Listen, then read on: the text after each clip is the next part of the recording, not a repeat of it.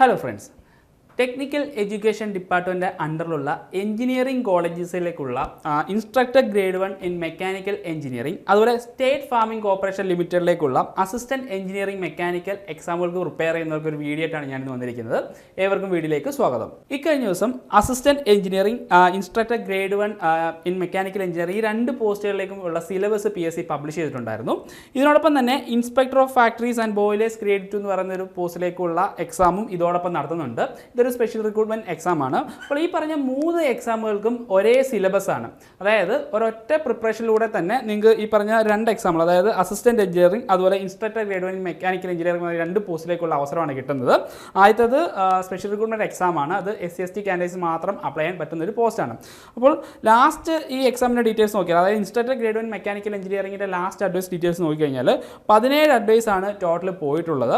അതുപോലെ 2017 ഈ നോട്ടിഫിക്കേഷൻ വന്നത്. 2017 നോട്ടിഫിക്കേഷൻ വന്നിട്ടും എക്സാം നടന്ന ശേഷം 2019 റാങ്ക് ലിസ്റ്റ് നിലവിൽ വന്നത്. റാങ്ക് ലിസ്റ്റ് ഇപ്പോൾ എക്സ്പയർ ആയിട്ടുണ്ട്. അതുപോലെ അന്ന് മെയിൻ ലിസ്റ്റിൽ ഉൾപ്പെട്ടിരുന്ന കാൻഡിഡേറ്റ്സിന് എണ്ണം എന്ന് പറഞ്ഞാൽ 29 ആണ്. അപ്പോൾ പുതിയൊരു റാങ്ക് ലിസ്റ്റ് തയ്യാറാക്കുമ്പോൾ PSC ചെയ്യുന്നത് എന്താണെന്ന് ചോദിച്ചു കഴിഞ്ഞാൽ, ഒന്നെങ്കിൽ ലാസ്റ്റ് പോയ അഡ്വൈസിന് ആനുപാതികമായിട്ടായിരിക്കാം റാങ്ക് ലിസ്റ്റ് തയ്യാറാക്കുക, അല്ലെങ്കിൽ നിലവിലുള്ള വേക്കൻസിയുടെ അനുപാതികമായിട്ടായിരിക്കാം റാങ്ക് ലിസ്റ്റ് തയ്യാറാക്കുക. അപ്പം എന്തുകൊണ്ടായാലും ഈ 17 വേക്കൻസി എന്ന് പറഞ്ഞാൽ ഒരു ടെക്നിക്കൽ എക്സാമിനെ സംബന്ധിച്ച് ഒരു നല്ല നമ്പർ ഓഫ് അഡ്വൈസ് തന്നെയാണ് പോയിരിക്കുന്നത്. അപ്പോൾ മെക്കാനിക്കൽ എഞ്ചിനീയറിംഗിൽ BTech ആണ് ഈ പറഞ്ഞ പോസ്റ്റിൻ്റെ ക്വാളിഫിക്കേഷൻ വരുന്നത്. നിങ്ങൾ ഈ പോസ്റ്റിലോട്ട് അപ്ലൈ ചെയ്തിട്ടുണ്ടെങ്കിൽ ഇത് നല്ലൊരു അവസരം തന്നെയാണ്. അപ്പം നിങ്ങൾ കൺഫർമേഷൻ കൊടുത്ത് ഈ എക്സാമിന് വേണ്ടി തയ്യാറെടുക്കുന്നവരാണെങ്കിൽ തീർച്ചയായും നല്ലൊരു അവസരമായിട്ട് കണ്ടുകൊണ്ട് തന്നെ ഈ എക്സാമിന് പ്രിപ്പയർ ചെയ്യുക. നമ്മളിതിൻ്റെ സിലബസ് നോക്കിക്കഴിഞ്ഞാൽ ഞാൻ പറഞ്ഞല്ലോ, ഈ 3 എക്സാമുകൾക്കും സെയിം സിലബസ് തന്നെയാണ്. 8 മൊഡ്യൂളുകളായിട്ടാണ് സിലബസിനെ ടോട്ടൽ ഡിവൈഡ് ചെയ്തിരിക്കുന്നത്. ഫസ്റ്റ് മൊഡ്യൂൾ നോക്കി കഴിഞ്ഞാൽ മെക്കാനിക്സ് ഓഫ് സോളിഡ്സ് ആണ്. 12 മാർക്കിൻ്റെ മൊഡ്യൂളാണ് ആദ്യത്തെ മൊഡ്യൂൾ വരുന്നത്. അതുപോലെ മൊഡ്യൂൾ 2 തെർമോഡൈനാമിക്സിൻ്റെ ടോപ്പിക്സാണ് 12 മാർക്കിന് വന്നിരിക്കുന്നത്. ഞാനിവിടെ സിലബസ് കംപ്ലീറ്റ്ലി എക്സ്പ്ലെയിൻ ചെയ്യുന്നില്ല, ജസ്റ്റ് ഏതൊക്കെ ടോപ്പിക്സ് ആണ് സിലബസിൽ വരുന്നുള്ള എന്നൊരു കുറച്ചുള്ളൊരു ഐഡിയ ആണ് നിങ്ങൾക്ക് തരുന്നത്. സിലബസിൻ്റെ ഡിസ്കഷൻ ഓൾറെഡി നമ്മുടെ ചാനലിൽ ചെയ്തിട്ടുണ്ട്. അതുപോലെ മൊഡ്യൂൾ 3 വരുന്നത് ഫ്ലൂയിഡ് മെക്കാനിക്സ് ആൻഡ് മെഷീൻസ് പറയുന്ന ഒരു ടോപ്പിക്കാണ് മൊഡ്യൂൾ 3 വരുന്നത്. അതിനും 12 മാർക്കാണ് വരുന്നത്. അതുപോലെ അടുത്ത മൊഡ്യൂൾ നോക്കുകയാണെങ്കിൽ മെറ്റലർജി ആൻഡ് മെറ്റീരിയൽ സയൻസ് എന്ന് പറയുന്ന ഒരു മൊഡ്യൂളാണ് മൊഡ്യൂൾ 4 വരുന്നത്. മൊഡ്യൂൾ 5 തെർമൽ എഞ്ചിനീയറിംഗ് 14 മാർക്കിൻ്റെ ഒരു മൊഡ്യൂളാണ് തെർമൽ എഞ്ചിനീയറിംഗ്. അപ്പം ഒരു തെർമൽ എഞ്ചിനീയറിംഗ് എന്ന് പറയുന്ന ഈ ടോപ്പിക്സിന് ഏറ്റവും കൂടുതൽ വെയിറ്റേജ് വന്നിട്ടുണ്ട്. 14 മാർക്കാണ് ഇവിടെ വന്നിരിക്കുന്നത്. അപ്പോൾ അതിൻ്റെ സിലബസും ഞാനിവിടെ കൊടുത്തിട്ടുണ്ട്. അതുപോലെ മൊഡ്യൂൾ 6 തെർമൽ എഞ്ചിനീയറിംഗ് കഴിഞ്ഞ് കഴിഞ്ഞാൽ അതേ വെയിറ്റേജ് വരുന്ന മറ്റൊരു മൊഡ്യൂളാണ് module 6 theory of machines and design of machine elements എന്ന് പറയുന്ന ഒരു മൊഡ്യൂളാണ് മൊഡ്യൂൾ 6 വരുന്നത്. മൊഡ്യൂൾ 7 വരുന്നത് പ്രൊഡക്ഷൻ ടെക്നോളജി എന്ന് പറയുന്ന ഒരു മൊഡ്യൂളാണ്. 12 മാർക്കിന് ആണ് അത് വരുന്നത്. പിന്നെ മൊഡ്യൂൾ 8 വരുന്നത് ഇൻഡസ്ട്രിയൽ എഞ്ചിനീയറിംഗ് ആൻഡ് മാനേജ്മെൻറ്റ് എന്ന് പറയുന്ന ഒരു മൊഡ്യൂളാണ് ഇവിടെ വരുന്നത്. അപ്പോൾ നമുക്കറിയാം ഇൻഡസ്ട്രീസ് എക്സ്റ്റൻഷൻ ഓഫീസറിൻ്റെ ഒക്കെ നോട്ടിഫിക്കേഷൻ ഇപ്പം വന്നൊരു സമയമാണല്ലേ.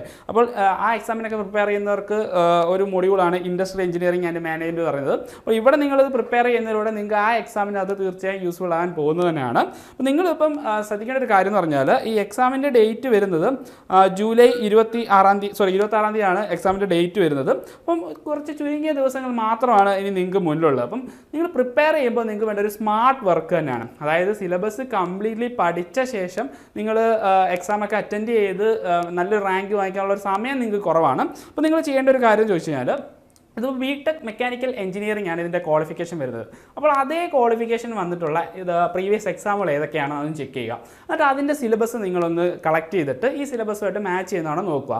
അതിനുശേഷം ആ ക്വസ്റ്റ്യൻ പേപ്പറുകൾ വർക്കൗട്ട് ചെയ്ത് സിലബസിലെ ഇമ്പോർട്ടൻസ് ആയിട്ടുള്ള ടോപ്പിക്സുകൾ ഏതൊക്കെയാണെന്ന് ഐഡൻറ്റിഫൈ ചെയ്ത് ആ ടോപ്പിക്സുകൾ ആദ്യം പഠിച്ചു പോകുന്നത് എന്തുകൊണ്ട് നല്ലതായിരിക്കും. അതായത് സ്മാർട്ട് വർക്കാണ് ഇനി നിങ്ങൾക്ക് വേണ്ടത്. അപ്പോൾ ആ രീതിയിലുള്ള പ്രിപ്പറേഷൻ നിങ്ങൾ ചെയ്യുമെന്ന് ഞാൻ വിചാരിക്കുന്നു. നമ്മളിനി വരും ദിവസങ്ങളിൽ ഈ എക്സാമിന് വേണ്ടി പ്രിപ്പയർ ചെയ്യുന്നവർക്ക് വേണ്ടിയിട്ടുള്ള ഡെഡിക്കേറ്റ് വീഡിയോസ് ആയിട്ട് വരുന്നതാണ്. അപ്പോൾ ഏതൊക്കെ ക്വസ്റ്റ്യൻ പേപ്പറുകളാണ് നിങ്ങൾ നോക്കേണ്ടത് എന്നുള്ളതെല്ലാം ഞാൻ ആ വീഡിയോയിൽ ഡിസ്കസ് ചെയ്ത് തരാം.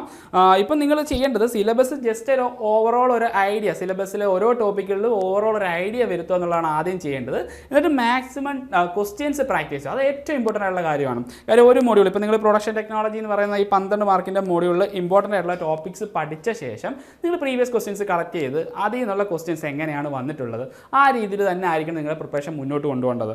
ഓക്കെ, ഏണസ്റ്റ് അക്കാദമിയിൽ ഇൻസ്ട്രക്ടർ ഗ്രേഡ് 1 അസിസ്റ്റൻറ്റ് എഞ്ചിനീയർ ഈ പറഞ്ഞ 2 എക്സാമുകൾക്ക് വേണ്ടിയിട്ടുള്ള കോഴ്സ് അവൈലബിൾ ആണ്. നമ്മളിപ്പോൾ ഒരു ക്രാഷ് ബാച്ചായിട്ടാണ് ഇത് സ്റ്റാർട്ട് ചെയ്യുന്നത്. അപ്പോൾ ഈ ക്രാഷ് ബാച്ചിൽ നമ്മൾ ഈ ചുരുങ്ങിയ സമയം കൊണ്ട് എങ്ങനെയാണ് ഈ പോസ്റ്റിന് വേണ്ടി തയ്യാറെടുക്കുന്നതിനെ കുറിച്ചുള്ള ഒരു ഡീറ്റെയിൽ ആയിട്ടുള്ള ഗൈഡൻസ് നിങ്ങൾക്ക് തരുന്നതാണ്.